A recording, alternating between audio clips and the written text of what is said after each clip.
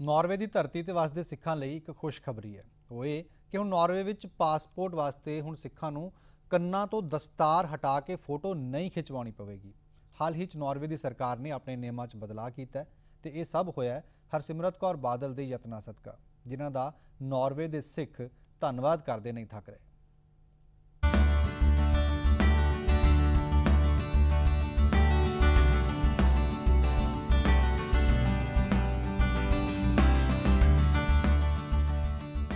सत्त समुंदर पार रहिंदे इन्हां सिखां दे चेहरिਆਂ ते खुशी है। खुशी सिखां दी शान दस्तार दे हक दे विच जंग जितण दी।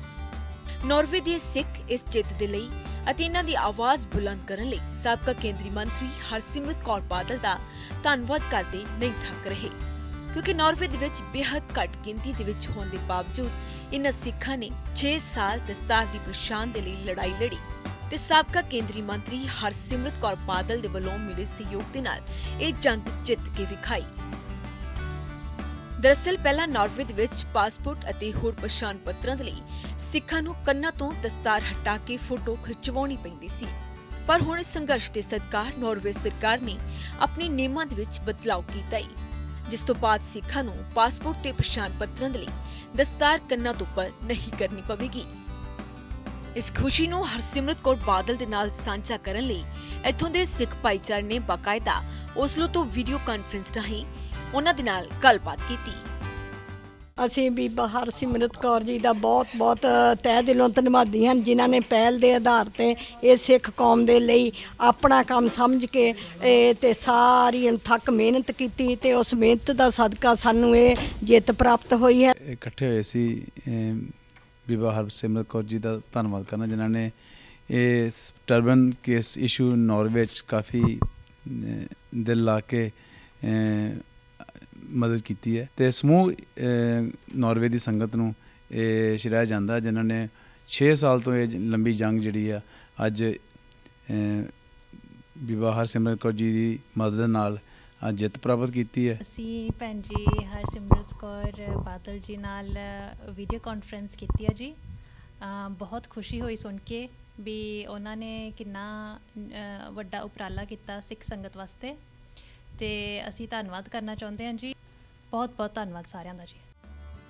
नार्वे ਦੇ ਸਿੱਖਾਂ ਦੀ ਇਸ ਕਾਮਯਾਬੀ ਦੇ ਪਿੱਛੇ ਹਰਸਿਮਰਤ ਕੌਰ ਬਾਦਲ ਦੀਆਂ ਅਣਥੱਕ ਕੋਸ਼ਿਸ਼ਾਂ ਨੇ। ਦਰਅਸਲ ਨਾਰਵੇ ਦੇ ਸਿੱਖਾਂ ਦੇ ਨਾਲ ਕੀਤੀ ਮੁਲਾਕਾਤ ਤੋਂ ਬਾਅਦ ਹਰਸਿਮਰਤ ਕੌਰ ਬਾਦਲ ਨੇ ਅਕਤੂਬਰ 2018 ਦੇ ਵਿੱਚ ਤਤਕਾਲੀ ਕੇਂਦਰੀ ਮੰਤਰੀ ਸੁਸ਼ਮਾ ਸਵਰਾਜ ਨੂੰ ਪੱਤਰ ਲਿਖੇ ਮੁੱਦਾ ਚੁੱਕਿਆ ਸੀ। ਨਾਲ ਹੀ ਬਾਅਦ ਵਿੱਚ SGPC ਤੇ ਨਾਰਵੇ ਦੀਆਂ ਸਿੱਖ ਜਥੇਬੰਦੀਆਂ ਦੇ ਨਾਲ ਗੱਲਬਾਤ ਵੀ ਜਾਰੀ ਰੱਖੀ ਸੀ। इस साल यानी जनवरी 2020 ਦੇ ਵਿੱਚ बतौर केंद्रीय मंत्री हरसिमरत कौर बादल ने भारत दौरे ते आई नार्वे ਦੀ प्रधानमंत्री इरना सोलबर्ग ਨੂੰ ਸਿੱਖਾਂ ਦੀ ਇਸ ਮੰਗ ਤੋਂ ਜਾਣੂ ਕਰਵਾਇਆ। ਨਤੀਜਾ ਇਹ ਹੋਇਆ ਕਿ ਨਾਰਵੇ ਦੇ ਸਿੱਖ ਭਾਈਚਾਰੇ ਨੂੰ ਸਰਕਾਰ ਦੇ 3 ਮੰਤਰੀਆਂ ਨੇ ਗੁਰਦੁਆਰਾ ਸਾਹਿਬ ਪਹੁੰਚ ਕੇ 19 ਅਕਤੂਬਰ ਤੋਂ ਬਦਲੇ ਨਿਯਮਾਂ ਦੀ ਜਾਣਕਾਰੀ ਦਿੱਤੀ। ਬਹੁਤ ਖੁਸ਼ੀ ਹੁੰਦੀ ਹੈ ਕਿ ਗੁਰੂ ਸਾਹਿਬ ਦੀ ਅਪਾਰ ਕਿਰਪਾ ਹੋਈ। 6 ਸਾਲ ਦੀ ਲੰਬੀ ਲੜਾਈ ਨਾਰਵੇ 'ਚ ਬਹੁਤ ਛੋਟੀ ਸਾਡੀ ਸਿੱਖਾਂ ਦੀ ਕਮਿਊਨਿਟੀ ਸ਼ਾਇਦ 5-6 ਹਜ਼ਾਰ ਹੀ ਲੋਕੀ ਹੈਗੇ, ਜਿਹਦੇ ਵਿੱਚੋਂ ਵੀ 300 ਹੈਗੇ ਜਿਹੜੇ ਦਸਤਾਰ ਬੰਨ੍ਹਦੇ ਨੇ। ਅਤੇ ਨਾਰਵੇ ਦੀ ਸਰਕਾਰ ਨੇ ਇੱਕ ਨਵਾਂ ਨਿਯਮ ਬਣਾਇਆ ਕਿ ਜਿਵੇਂ ਅੱਖਾਂ ਦੀ ਉਹ ਲੈਂਦੇ ਨੇ ਆਇਰਿਸ ਦੀ, ਕਿ ਆਪਣੇ ਕੰਨ ਬਾਹਰ ਕੱਢ ਕੇ ਦਸਤਾਰ ਤੋਂ ਬਾਹਰ ਕੱਢ ਕੇ ਤੁਹਾਨੂੰ ਆਪਣੇ ਡਰਾਈਵਿੰਗ ਲਾਇਸੈਂਸ 'ਚ ਪਾਸਪੋਰਟ 'ਚ ਤੁਹਾਡੀ ਜਿਹੜੀ ਵੀ ID ਹੋਊਗੀ ਉਹ ਕੰਨ ਦਿਖਣੇ ਚਾਹੀਦੇ ਨੇ। ਸੋ ਇਹ ਸਿੱਖਾਂ ਦੇ ਕਾਫੀ ਮੁਸ਼ਕਿਲ ਸੀ, ਕਿਉਂਕਿ ਦਸਤਾਰ ਲਾ ਕੇ ਜਾਂ ਕੰਨ ਬਾਹਰ ਕੱਢ ਕੇ ਬੰਨ੍ਹਣੀ ਬੜੀ ਔਖੀ ਸੀ। ਅਤੇ 6 ਸਾਲਾਂ ਦੀ ਇਹ 300 ਸਿੱਖ ਜਿਹੜੇ ਦਸਤਾਰ ਬੰਨ੍ਹਦੇ ਨੇ, ਅਤੇ ਉਹਨਾਂ ਵਿੱਚੋਂ 40 ਸਾਡੇ ਸਿੱਖ ਭਰਾ ਇਹੋ ਜਿਹੇ ਸੀਗੇ ਜਿਨ੍ਹਾਂ ਨੇ ਮੇਰਾ ਖਿਆਲ ਹਜ਼ਾਰਾਂ ਚਿੱਠੀਆਂ 5000 ਚਿੱਠੀਆਂ 5000 ਈਮੇਲਸ ਹਜ਼ਾਰਾਂ ਟੈਲੀਫੋਨ ਕਾਲਸ ਕਰਕੇ 6 ਸਾਲ ਦੀ ਇਹ ਚੱਲ ਰਹੀ ਸੀ।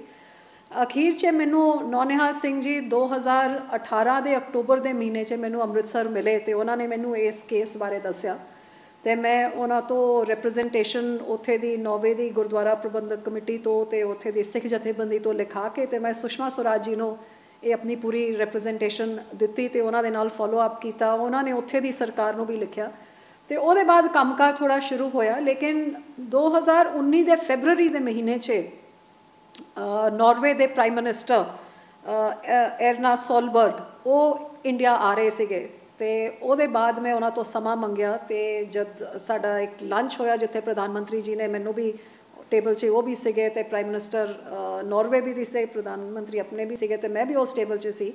ਉੱਥੇ ਮੈਂ ਇਸ ਚੀਜ਼ ਨੂੰ ਰੇਜ਼ ਕੀਤਾ ਕਿ ਸਾਡੀ ਸਰਕਾਰ ਨੇ ਤੁਹਾਡੇ ਨਾਲ ਟੇਕ ਅਪ ਕੀਤਾ ਹੈ ਤੇ ਇਹ ਸਿੱਖਾਂ ਦੀ ਦਸਤਾਰ ਉਹਨਾਂ ਦੇ ਕੋਈ ਕੱਪੜਿਆਂ ਦਾ ਹਿੱਸਾ ਨਹੀਂ, ਉਹਨਾਂ ਦਾ ਅੰਗ ਦਾ ਹਿੱਸਾ ਹੁੰਦਾ ਹੈ ਤੇ ਸਾਡੀ ਵਿਰਾਸਤ, ਸਾਡੀ ਗੁਰੂਆਂ ਦੀ ਸਾਰਾ ਉਹਨਾਂ ਨੂੰ ਜਦ ਬੈਕਗਰਾਊਂਡ ਸਿੱਖਾਂ ਬਾਰੇ ਦੱਸਿਆ ਤੇ ਦਸਤਾਰ ਦੀ ਅਹਿਮੀਅਤ ਸਮਝਾਈ ਤੇ ਉਹਨਾਂ ਨੇ ਮੇਰੀ ਰਿਪਰੈਜ਼ੈਂਟੇਸ਼ਨ 'ਚ ਜਾ ਕੇ ਇੱਕਦਮ ਵਾਪਸ ਜਾ ਕੇ ਇਹਦੇ 'ਚ ਆਪਣੇ ਸਰਕਾਰ 'ਚ ਗੌਰ ਕੀਤਾ ਤੇ 6 ਸਾਲ ਦੀ ਲੰਬੀ ਲੜਾਈ 'ਚ ਉਹਨਾਂ ਨੇ ਆਪਣਾ ਕਾਨੂੰਨ ਬਦਲਿਆ ਤੇ 3 ਉਹਨਾਂ ਦੇ ਮੰਤਰੀਆਂ ਨੇ ਜਾ ਕੇ ਗੁਰਦੁਆਰਾ, ਪਹਿਲੀ ਵਾਰੀ ਕਹਿੰਦੇ ਦ ਹਿਸਟਰੀ ਆਫ ਨਾਰਵੇ ਕਿ 3 ਮੰਤਰੀ ਨਾਰਵੇ ਦੇ ਸਾਡੇ ਗੁਰਦੁਆਰਾ 'ਚ ਆਏ ਤੇ ਦੱਸਿਆ ਕਿ ਇਸ ਤਰ੍ਹਾਂ ਇਹ ਕਾਨੂੰਨ ਹੁਣ ਬਦਲ ਦਿੱਤਾ ਗਿਆ ਤੇ ਸਿੱਖਾਂ ਨੂੰ ਨਹੀਂ ਕੰਨ ਬਾਹਰ ਨਹੀਂ ਕੱਢ ਕੇ ਕਰਨੇ ਪੈਣਗੇ। ਤੇ ਖੁਸ਼ੀ ਦੀ ਗੱਲ ਆ ਕਿ ਅੱਜ ਮੈਨੂੰ ਇਹਨਾਂ ਨੇ ਦੱਸਿਆ ਕਿ ਜਦ ਉਹਨਾਂ ਨੇ ਸਿੱਖਾਂ ਦਾ ਨਾਂ ਲੈ ਕੇ ਇਹ ਕਾਨੂੰਨ ਆਪਣਾ ਬਦਲਿਆ ਤੇ ਇਹ ਵੀ ਕਿਹਾ ਕਿ ਜਿਹੜੇ ਦੂਜੇ ਮਜ਼ਹਬ ਦੇ ਹੈਗੇ ਜਿਵੇਂ ਕੋਈ ਹਿਜਾਬ ਪਹਿਨਦੇ ਨੇ ਉਹਨਾਂ ਨੂੰ ਵੀ ਆਪਣੇ ਕੰਨ ਬਾਹਰ ਨਹੀਂ ਕਰਨੇ ਪੈਣਗੇ। ਸੋ ਸਿੱਖਾਂ ਨੇ ਗੁਰੂ ਸਾਹਿਬ ਨੇ ਆਪਣਾ ਤਾਂ ਕੰਮ ਕੀਤਾ ਲੇਕਿਨ ਦੂਜੇ ਜਿਹੜੇ ਲੜਾਈ ਨਹੀਂ ਲੜ ਸਕਦੇ ਸੀ ਉਹਨਾਂ ਵਾਸਤੇ ਵੀ ਕੰਮ ਸੌਖਾ ਹੋ ਗਿਆ। ਇਹ ਕੋਈ ਪਹਿਲੀ ਵਾਰ ਨਹੀਂ ਜਦੋਂ ਹਰਸਿਮਰਤ ਕੌਰ ਬਾਦਲ ਨੇ ਵਿਦੇਸ਼ੀ ਧਰਤੀ ਤੇ ਰਹਿੰਦੇ ਆਪਣੇ ਸਿੱਖ ਭੈਣਾਂ ਭਰਾਵਾਂ ਦੀ ਮਦਦ ਕੀਤੀ ਹੈ। ਇਸ ਤੋਂ ਪਹਿਲਾਂ ਇਟਲੀ ਦੇ ਵਿੱਚ ਬਗੈਰ ਕਾਨੂੰਨੀ ਦਸਤਾਵੇਜ਼ਾਂ ਦੇ ਰਹਿ ਰਹੇ ਭਾਰਤੀਆਂ ਨੂੰ ਨਵੇਂ ਪਾਸਪੋਰਟ ਜਾਰੀ ਕਰਵਾਉਣ ਦਾ ਮਾਮਲਾ ਹੋਵੇ ਜਾਂ ਫਿਰ ਕਾਲੀਆਂ ਸੂਚੀਆਂ ਨੂੰ ਖਤਮ ਕਰਵਾ ਕੇ ਵਿਦੇਸ਼ਾਂ ਦੇ ਵਿੱਚ ਬੈਠੇ ਸਿੱਖਾਂ ਨੂੰ ਸਾਲਾਂ ਬਾਅਦ ਵਤਨ ਵਾਪਸ ਲਿਆਉਣਾ ਹੋਵੇ, ਬਤੌਰ ਸਿੱਖਾਂ ਦੀ ਨੁਮਾਇੰਦਾ ਪਾਰਟੀ ਅਕਾਲੀ ਦਲ ਦੇ ਆਗੂ ਹੋਣ ਦੇ ਨਾਤੇ ਹਰ ਕਦਮ ਤੇ ਹਰਸਿਮਰਤ ਕੌਰ ਬਾਦਲ ਨੇ ਇਸ ਫਰਜ਼ ਨੂੰ ਬਖੂਬੀ ਅਦਾ ਕੀਤਾ ਹੈ। Bureau report, PTC news.